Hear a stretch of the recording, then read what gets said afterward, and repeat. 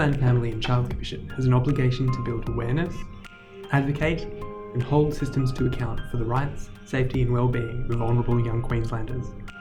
The Family and Child Commission Act requires the QFCC to advocate for the safety and well-being of children and young people, particularly children in need of protection or in the youth justice system. In 2019, the Family and Child Commission was asked to take a look at the youth justice system in Queensland. We focused on answering 2 questions to determine whether the system was working to keep children out of court and out of custody, and whether children's rights were being protected. Changing the sentence, overseeing Queensland's youth justice reforms, is the result.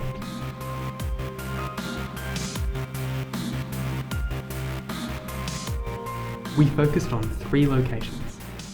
Participants came from 43 organisations, including government and non-government agencies, and Aboriginal and Torres Strait Islander community-controlled organisations. We talked to young people and their families. We talked to the people who support them. We looked at the services which are there to help them.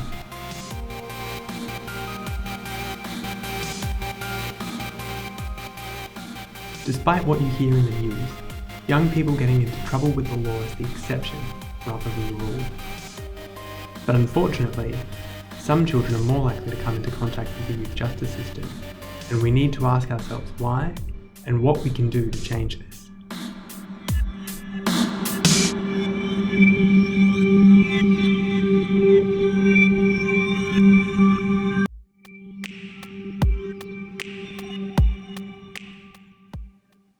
Help us to go to school so we can learn to read.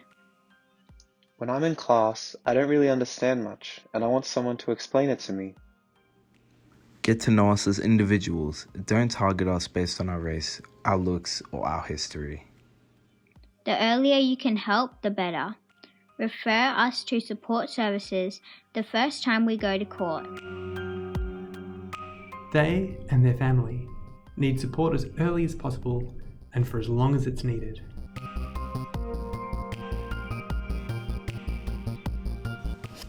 Please keep our parents and guardians informed and involved.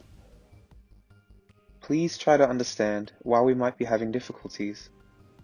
Please don't act without involving us.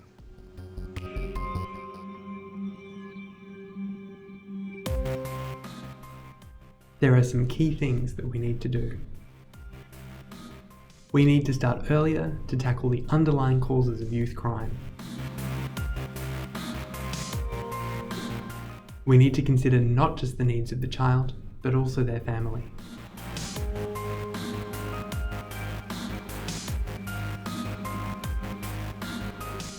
The statutory youth justice system can't be used as a safety net to diagnose children with developmental delays, cognitive disorders, disabilities, addictions, or mental health conditions. If it is, then we have failed to protect their rights. QFCC research found some programs which seemed to show promise, all of which required building an ongoing working relationship with families and young people, helping families navigate the system and access support at the right place and at the right time. For Aboriginal and Torres Strait Islander families and children, effective support was being provided by Aboriginal or Torres Strait Islander run organisations and communities. But there is much more work to be done. We need to look at this issue through a rights and well-being lens and not just focus on law and order. We are accountable to all young Queenslanders. We must keep their best interests at the core of our decision making. To change the sentence, we need to change the story for these children and young people first.